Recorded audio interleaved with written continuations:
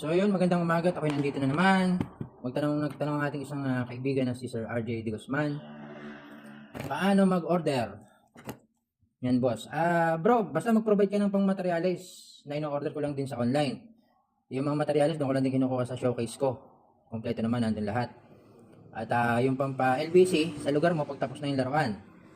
Eh di ngayon, PM na lang. Medyo lumakas ang bilihan ng module kasi nung simula nung nag-DIY ako nito, nagturo ng DIY ay madaming nag-order. So, yung sa mga magdi-DIY pa lang, ay pwede nyo na i-check out agad o orderin nyo na para bago maubos yung module na ganito. Yun, ganun na lang, PM na lang. Hindi na ako nakuha ng bayad sa pagdi-DIY kasi at least habang nagbubuo ako, ay naiko-content ko naman.